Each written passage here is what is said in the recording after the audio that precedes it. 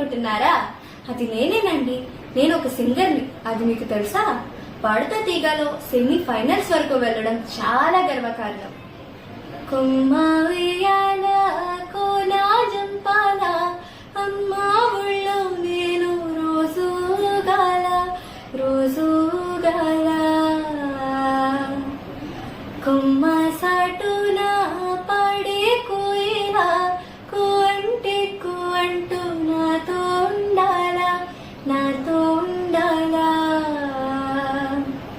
తెల్లారాల పొత్తు కాల అమ్మాని అడుగుల్లో అడుగేయాల కొమ్మ ఉయ్యాల కోనా జంపాల అమ్మా ఊళ్ళో నేను రోజు గాల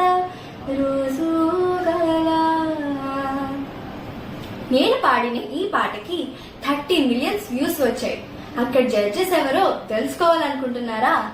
అదేనండి, చంద్రబోస్ గారు, విజయ్ ప్రకాష్ గారు, మీ నా ఫేవరెట్ సునీత మేడం. సంగీతం కేవలం వినోదం మాత్రమే కాదు, మన జీవితంలో ప్రతి భావోద్వేగానికి తోడుగా నిలిచే ఒక మధుర జ్ఞాపకం.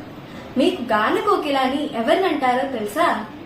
అదేనండి, మన ఎస్ జానకమ్మ గారిని. భావానికి స్వరం ఇచ్చిన గాన కోకిల ఎస్ జానకి గారు తన మధురమైన గాత్రంతో కోట్లాది సంగీత అభిమానుల హృదయాలను గెలుచుకున్నారు. తెలుగు సహా అనేక భారతీయ భాషల్లో వేలాది పాటలు పాడి సంగీత ప్రపంచంలో చిరస్థాయిగా నిలిచారు.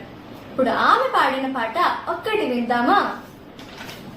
ఏ పువ్వు ఏ తేటిదన్నది ఏనాడో రాసున్నది, ఏ ముద్దు ఏ మోయిదన్నది ఏ పొద్దో రాసున్నది, బంధాలే పెనవేయు వయసుకు అందాలే దాసోహమనగా మందారం విరబూయ పెదవుల మధువులనే చవి చూడమనగా పరువాలే ప్రణయాలే స్వప్నాలే సరిదాలే ఎన్నెన్నో శృంగార లీలలు కన్నుల్లో రంగేలి హలిదిను ఆకాశం ఏనాటిదో అనురాగం ఆనాటిది ఆవేశం ఎలాడు కలిగెను ఆనాడే తెలిసెందలి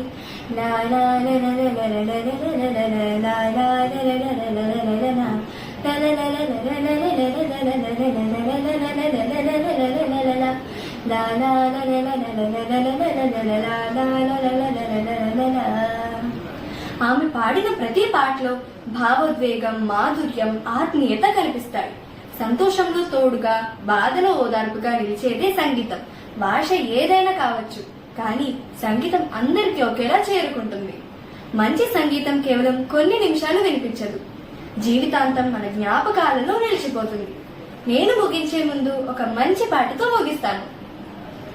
రెండు జిల్లావు ములక పెళ్లి కూతురు వైపోయావైనా ఏ మారని లేదే ఇంకా అట్లాగే ఉన్నాము. నీ కడుసూతనము అందరికీ తెలిసిందే, కళ్ళం లేని గుర్రం లాగా ఈ దూకుడు చాలే. ఆ నోట ఈ నోట విన్నావే ఈ మాట నిజమైన ఏం చేసి పట్టవే నచ్చినోనే.